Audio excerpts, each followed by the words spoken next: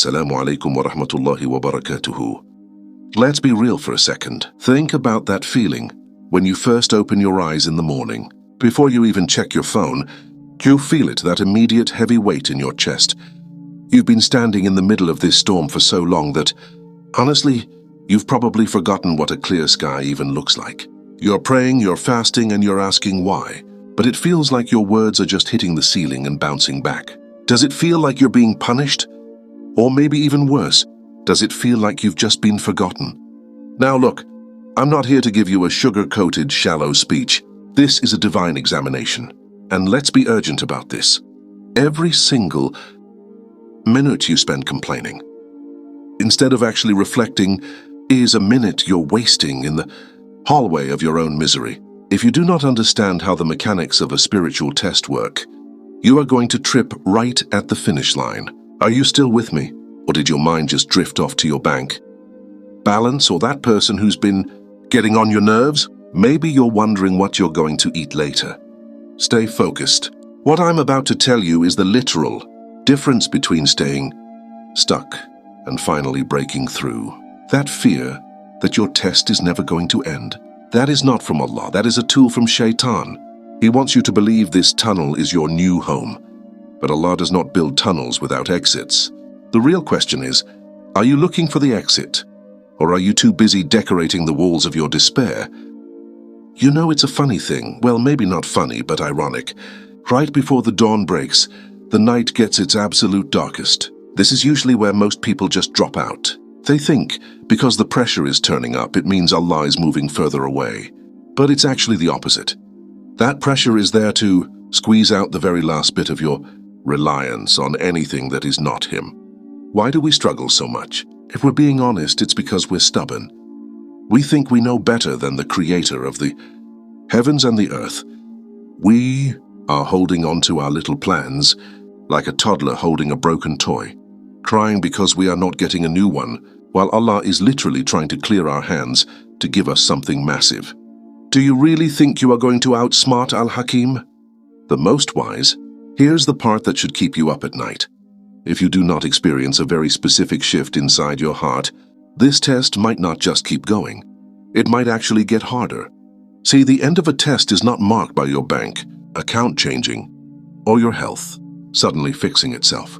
It starts somewhere much deeper than that. All right, let's get to the core of it. When Allah decides that a test has done its job, He does not always flip the off switch on your problems right away. Instead, He drops one specific sign into your heart. That sign is Ridha, divine contentment.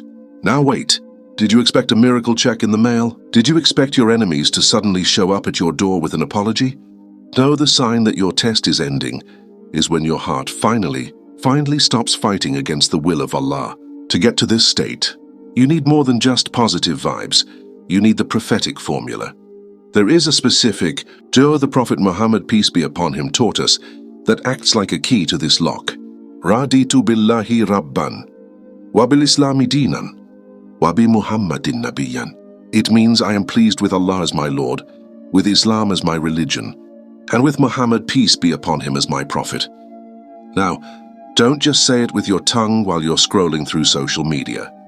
Say it with your soul. When you truly accept Allah as your Lord, you are accepting His timing, His wisdom, and His decree even when it hurts. Another powerhouse is Hasbunallahu wa ni'mal wakil.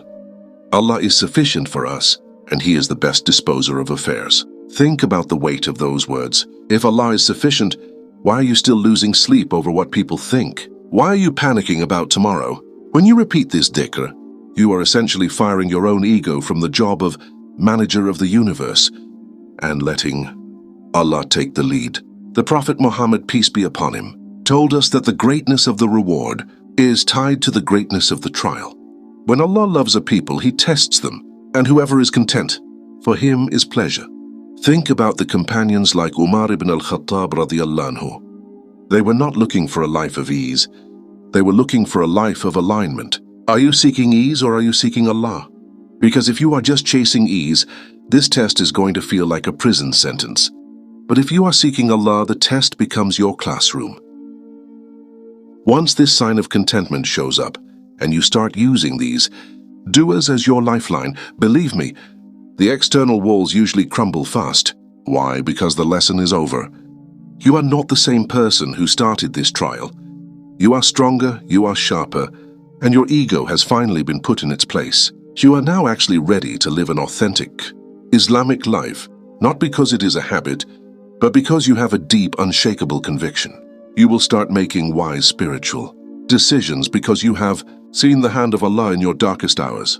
But a word of warning, don't get too comfortable. The end of one test is usually just the preparation work for the next level. Life is just a series of graduations. Are you ready for the next grade?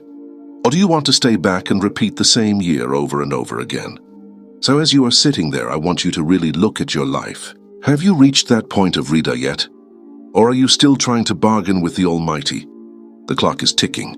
You can spend your life resisting, or you can surrender and watch how fast Allah opens doors that you thought were bolted shut forever. I am curious to hear from you, and I mean really hear from you. Is there a trial you are facing right now where you are just struggling to find that peace? Type, Ya Allah, grant me Ridha in the comments if you are ready to stop fighting the process and start trusting the provider. Let's turn the comment section into a place of massive intention so we can lift each other up. If you found this helpful, let me know what other spiritual roadblocks you're facing. Assalamu alaikum wa rahmatullahi wa barakatuhu.